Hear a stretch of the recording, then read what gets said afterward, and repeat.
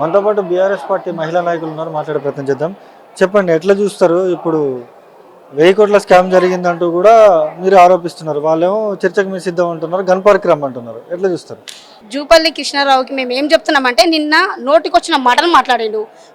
బియ్యం మెతుకు ఒక్కటి ఉడికితే చూస్తారా అని అన్నారు. మరి ఈరోజు బియ్యం మెతుకు ఎక్కడ ఉంది అంటే, మీ కాంగ్రెస్లో ఒక్క మెతుకు ఒత్తి చూస్తే తెలిసింది అన్నట్టు, అన్నం ఉడికిందా లేదా అని. అంటే నీయస్ అంటే నీచులు అందులో ఉన్నారు కాబట్టినే ఇంకా కాంగ్రెస్ ప్రభుత్వం ఏందో తెలిసింది. అంటే మీరు వస్తా అన్నారు కాబట్టి ఈరోజు మా కేటీఆర్ గారు కానీ మా హరీష్ అన్న గారి ప్రతి ఇద్దరు కలిసి ఇక్కడ 9 o'clock వరకు ఉన్నారు. అంటే మీరు రాలేదంటే మీకు చేతగాని తనము. ఈరోజు భవన్కి వస్తున్నారు, మళ్ళీ ప్రెస్ క్లబ్లో పెట్టిరు తొడలు కొట్టుకొని మేము సవాల్ ఇసురుతున్నాం. సవాల్ మాట్లాడడానికి ఇసురుతున్నారు కాబట్టి అక్కడ జవాబియానికి మేము వస్తుంటేనేమో మమ్మల్ని పోలీసు వాళ్ళు అడ్డుకుంటున్నారు. అంటే మా హరీష్ అన్నని ఈరోజు అడ్డు పెట్టుకున్నారంటే, ఈరోజు మా హరీష్ అన్న మీకు ఈరోజు సవాల్ విసురుతాడని కానీ మీరు అరెస్ట్ చేయించారు. అంటే ఈరోజు మీ గవర్నమెంట్లో ఏందో అర్థమైపోయింది కాబట్టి నీ నోటికి వచ్చిన మాటలు మాట్లాడితే కాదు, ఇక్కడ ఈరోజు కాంగ్రెస్ ప్రభుత్వంలోకి ఎవరెవరైతే మా బీఆర్ఎస్ నాయకులు పోయిరో, బీఆర్ఎస్ మంత్రులు ఉన్నారో వాళ్ళే ఈరోజు నోటికొచ్చినట్టు మాట్లాడుతున్నారు.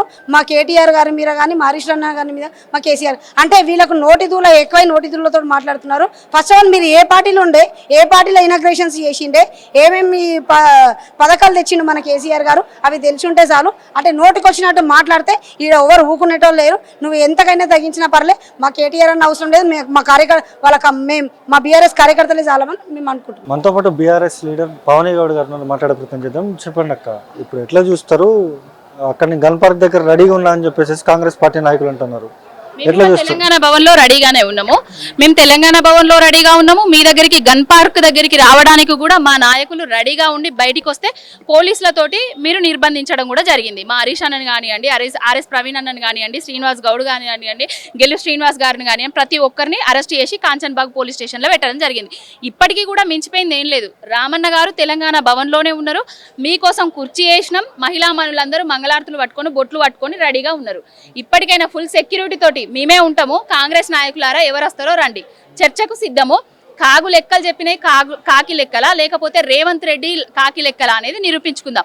ఆనాడు మనం ప్రత్యేక రాష్ట్రం వచ్చినప్పుడు 72,000 కోట్ల అప్పు ఉంటుండే. తెలంగాణ రాష్ట్రం వచ్చిన తర్వాత ప్రతి ఇంటికి సంక్షేమ పథకాలు అందించిన తర్వాత, ప్రాజెక్టులు కట్టిన తర్వాత, గుళ్ళు కట్టించిన తర్వాత, బళ్ళు కట్టించిన తర్వాత, వైద్య కళాశాలలను కట్టించిన తర్వాత మన రాష్ట్ర అప్పుడు 3 లక్షల పైచిలుకు. ఇది కాగు లెక్కలు. 3 లక్షల పైచిలుకున్న అప్పును వీళ్ళొచ్చి 8 లక్షల పైచిలుకు అంటారు. మరి నిరూపించమంటే నిరూపిస్తలేరు. ఈ పందికొక్కుల పాలనలా ఈ విధంగా జరుగుతుంది. ఎవడైతే పందికొక్కుల్లాగా రాష్ట్రాన్ని సర్వనాశనం చేసుకుంటా అన్ని వ్యవస్థల్లో వినాశనం చేస్తూ ఎక్కడ చూసినా కమిషన్ల కోసము, కాంట్రాక్టుల కోసము వ్యవస్థల్ని సర్వనాశనం చేసేటోళ్ళు ఇప్పుడు వచ్చి మా పాలన మీద బురద జల్లే ప్రయత్నాలు చేస్తారు. ఇప్పటికైనా బురద జల్లుడు బంద్ చేసి ఆ బురద గుంటలో మీరే ఊరుకపోతారు. ఇంకా మించిపోయింది ఏం లేదు. 3 ఏళ్ళు అయిపోతానే, ఇంకో 2 ఏళ్ళ పాలన ఉన్నది. మా మహిళలకు ఇస్తా అన్న 2,500 తులం బంగారము మా 1 కోటి మంది కోటీశ్వరులను చేయాలని కోరుకుంటాను. ఇప్పుడు అక్కడేమో గన్ పార్క్ దగ్గర మేము ఉన్నాం, బీఆర్ఎస్ లీడర్లు ఎవరు రావట్లే, వాళ్ళందరికీ భయపడుతున్నారు. ఇలా అవినీతి వాళ్ళు చేసినారు, మేము చేయడం కాదంటూ కూడా చాలా మంది కాంగ్రెస్ పార్టీ నాయకులు వీడియో రిలీజ్ చేస్తూ ఉన్నారు. ఎవరు అవినీతి చేసిండ్రు? ఎవరు అవినీతి చేస్తున్నారు? 2.5 ఏళ్ల పాలనలా ఎంత అవినీతి చేస్తున్నారు? ఇసుక దగ్గర ఎంత అవినీతి చేస్తున్నారు? వైన్స్ షాపుల దగ్గర ఎంత అవినీతి చేస్తున్నారు? ప్రతి దగ్గర బిల్డింగ్ల దగ్గర కానివ్వండి, కమిషన్ల దగ్గర కానివ్వండి, ఏ విధంగా దాచుకుంటున్నారో ప్రతి ఒక్క ప్రజలకు తెలుసు. ఆనాడు కేసీఆర్ గారు సంక్షేమ పథకాలను ప్రతి ఇంటికి పంచిండు. ఈనాడు రేవంత్ రెడ్డి అనేటైనే ప్రతి ఇంటిని ముంచుతూ రైతు బంధుతో సహా రైతు బీమా ప్రీమియంలు చెల్లించకుండా రైతులను నట్టేట ముంచుతున్నాడు. ఇప్పటికైనా ఆ కాంగ్రెస్ వాళ్ళకు బుద్ధి రావాలని కోరుకుంటానా. బురద మాటలు, మురికి మాటలు బంద్ చేసి నిజాలు మాట్లాడాలని కోరుకుంటున్నా. మొన్న సీఎం రేవంత్ రెడ్డి కూడా బసుపతిని, అరుంధతి సినిమాలో బసుపతిని ఎలా బంధించడమో కేసీఆర్ని కూడా అట్లనే బంధించడం అంటూ కూడా మాట్లాడిన మాటలు ఇప్పుడు సోషల్ మీడియా మాధ్యమాలలో బాగా వైరల్ అవుతున్నాయి. ఎట్లా చూస్తారు? దయ్యాలకు దయ్యాలే ఆవా, రాక్షసులకు రాక్షసులే ఆవా. తెలంగాణ రాష్ట్రాన్ని సర్వనాశనం చేస్తూ రావణ పాలన తీసుకొచ్చిన పశుపతే తెలంగాణ తీసుకొచ్చిన దళపతిని పశుపతి అని మాటలు చెప్తున్నాడు. అంటే కలికాలం అంటే ఇదే. దయ్యాలు వేదాలు వర్ణిస్తాయి అని అంటారు కదా సామెత. ఆ దయ్యాలే వేదాలు వర్ణిస్తానే. పశుపతి ఎవరో దళపతి ఎవరో తెలంగాణ ప్రజలందరికీ తెలుసు. సీఎం రేవంత్ రెడ్డికి ఈ వేదిక ద్వారా ఏం చెప్పదలుచుకున్నారు? ఏం చెప్పుతాం, ఆయన ఏం చెప్పినా కూడా చెవిటోని ముందట చెంక మూదినట్టే కదా. నీలీరా బాబు రేవంత్ రెడ్డి అని అంటే కాళేశ్వరం కూలేశ్వరం అయిందని అంటారు. రైతు బంధు ఎక్కడ అంటే నేను సభలు పెట్టుకుంటానా, రైతు బంధుల సభలు పెట్టడంలో బిజీగా ఉన్నా, అడ్వర్టైజ్మెంట్ పెట్టడంలో బిజీగా ఉన్నా అంటాడు. ఎక్కడ చూసినా కూడా వ్యవస్థలను భ్రష్టు పట్టిస్తున్నాడు, తెలంగాణ అస్తిత్వాన్ని దెబ్బతీస్తున్నాడు, అస్తిత్వానికి ఆనవాళ్లకు దెబ్బతీస్తున్నాడు. తెలంగాణోడు అంటే కేసీఆర్ గారి పాలనలా గల్లా ఎత్తుకొని మేము తెలంగాణలో ఉన్నారా బై అని చెప్పుకున్నాం. కానీ తెలంగాణోళ్ళు అంటేనే ఇజ్జత్ పోయేలాగా రేవంత్ రెడ్డి తీసుకొచ్చిండు. ఇప్పుడు ఇప్పటికైనా నీ అరాచకపు పాలన బంద్ చేసి ప్రజలకు ఇచ్చిన 420 హామీలు 6 గ్యారెంటీలు నెరవేర్చమని కోరుకుంటున్నాం. బట్టేబాజు కాబట్టి ఈరోజు తెలంగాణలో 2.5 ఏళ్ల నుంచి ఇస్తా అన్న హామీలు ఇవ్వకుండా అంటారు కదా. బాపు కేసీఆర్ 10 సంవత్సరాలలో సురక్షితంగా ఉంచుకొని అభివృద్ధి చేసిన తర్వాత 2,80,00,000 అప్పు చేసిండని చెప్తే 8 లక్షల కోట్లు అని చెప్పిండు. దానికి సవాలు ఇసురితే నిన్న ఆ జూపల్లి ఏ పల్లె ఆ పల్లి ఈడికి వస్తా అని చెప్పిండు, ఏడికి తెలంగాణ భవన్కి వస్తా అని చెప్పిండు. ఆయన కోసం కేటీఆర్ అనే ఎదురు చూస్తుండు. రమ్మని ఇప్పుడు ఏమంటున్నారు, ఆడపోయి కూర్చొని ఈడికి రండి అని అంటున్నారు. బయటికి వెళ్తానేమో పోలీసు వాళ్ళు ఉన్నారు అరెస్ట్ చెప్పాను. అంటే ఇది ఒక డ్రామా. రేవంత్ రెడ్డి పొట్టోడు వచ్చిన తర్వాత మొత్తం అంతా 2.5 ఏళ్లలో అరెస్టు తప్ప ఏం చేసిండ్రు? అరెస్టు, హైడ్రా, లగచర్య, కూలగొట్టుడు, ఇరగొట్టుడు, పలగొట్టుడు అంటారు కదా. ఆంధ్ర గులాంగిరి చేస్తుండ్రు రేవంత్ రెడ్డి. నిన్న ఒక జర్నలిస్టుని ఎందుకు అరెస్ట్ చేసిర్రు? ఆంధ్ర వాళ్ళు వచ్చి ఈడొచ్చి అరెస్ట్ చేయడం ఏంది తమ్మి? అంటే సిగ్గు శరం ఏమైనా ఉందా? వీడే హోమ్ మినిస్టర్ అంట. హోమ్ మినిస్టర్ ఏడబెట్టుకున్నావు, నీ ముఖం ఎక్కడున్నది? ఎట్లా అరెస్ట్ చేస్తారు వాళ్ళు? ఇక్కడ వచ్చి ఎట్లా అరెస్ట్ చేస్తారు తమ్మి? మనోళం పోయి ఆడ అంగం వాళ్ళ భార్య చెప్తున్నా కదా, ఎంత ప్రాధేయపడుతుంటే కూడా ఆమెను ఇష్టం ఉన్నట్టు మొగోళ్ళు ఆ పోలీసు వాళ్ళు సివిల్లో వచ్చి ఆమెను ఇష్టం ఉన్నట్టు పట్టుకొని ఎట్లా చేసిరో చూడుండ్రి. రేవంత్ రెడ్డి ఈరోజు జూపల్లి వస్తున్నాడు. ఎక్కడ పోయింది? మేము అందరం వెయిట్ చేస్తున్నాం. ఎక్కడ పోయిండు? ఏమీ లేదు. వాళ్ళకి ఒక షాల్ కూడా తీసి పెట్టినాం. పాపం వస్తే జూపల్లిని కూసాడు. అన్ని జూట మాటలు చెప్పి ఈడు దాకా వచ్చిండ్రు. అంతకు మించి ఏమీ లేదు. గుండు సున్నా. రేవంత్ రెడ్డి అంటేనే అంటారు కదా, ఒక బ్రోకరు, ఒక జోకరు, బూతుల మాస్టర్. వాడు ఒక సీఎం కూడా కాదు.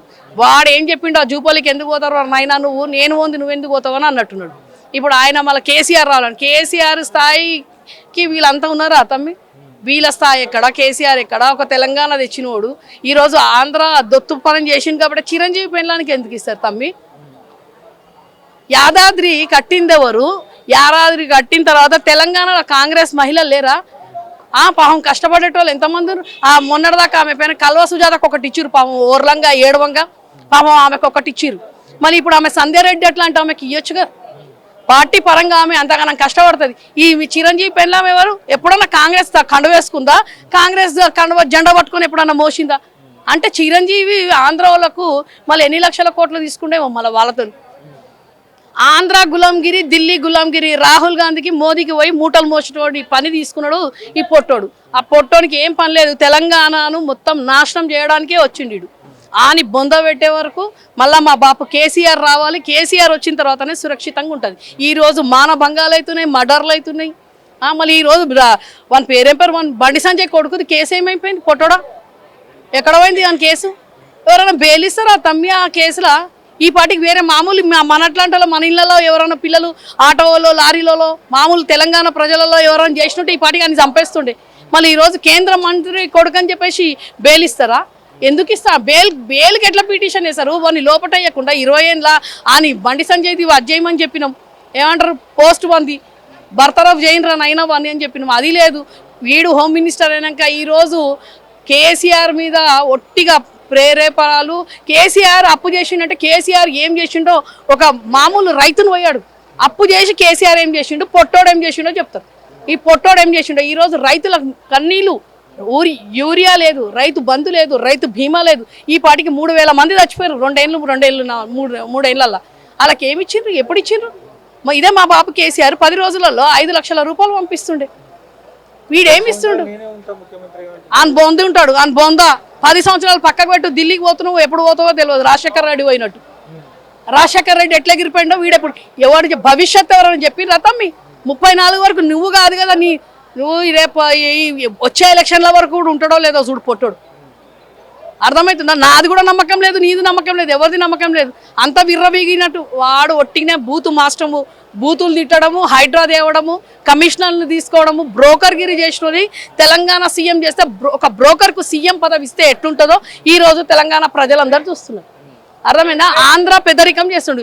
ఎవడ మహేందర్ అంట, ఎవడాడు జబర్దస్తులు ఉన్నాడు ఆంధ్రోడు. తెలంగాణ ఆస్తులన్నీ అదేమో కొనుక్కోగలుగుతారా ఏదో చెప్తున్నాడు. బిడ్డ బొంద పెడతాం నేను ఆంధ్రోలను. ఇట్లాంటి మాటలు మాట్లాడటం చెప్తున్నా నేను. వీళ్ళందరితో మాకేం లేదు. బాపు కేసీఆర్ 10 సంవత్సరాలు ఆంధ్ర వాళ్ళని ఇక్కడ బతికి వాళ్ళు బిజినెస్ చేసుకొని బతుకమని చెప్పిండు. అంతేగాని ఈ పొట్టంలాగా మళ్ళీ వీడు వచ్చి ఆడెవడం మా మహేందర్ అనేటోడు ఆడు ఎక్కడ ఏమో చేసుకుంటాడు 10 రూపాయలు అడుకొని అని ఛాలెంజ్ నడుపుకునేటోడు ఈరోజు మా మీద బతికి, ఆంధ్ర ఇక్కడ ఉన్న వాళ్ళు మా మీద బతికి మా బిడ్డ ఉన్న ఆస్తులన్నీ బట్టలిప్పి ఉరికిపిచ్చి పంపిస్తాం. తొండల పాములు మా పొట్టోడు మస్తు జమ చేసిండు. ఆ పొట్టోడు జమ చేసిన అన్ని తొండల పాములు ఇడిచి ఉరికిపిస్తాం. ఆస్తులు కొనము. మా మీద మా తిండి మా బుక్కల బుక్క మీరు లాక్కున్నారు కాబట్టే ఈరోజు ఇంత ఆస్తులు సంపాదించారు. అయినా నేను ఈ మూర్ఖుని దిక్కించి ఉన్న అందరినీ నేను అనదలుచుకోలేదు. ఫస్ట్ ఆ మహేందర్ గారిని బొంద పెడతాం. బిడ్డ నువ్వు ఎక్కడ దాక్కున్నా కానీ ఏ పక్కల దాక్కున్నా ఈ పొట్టోడు దాపెట్టినా నేను బొంద పెడతాం.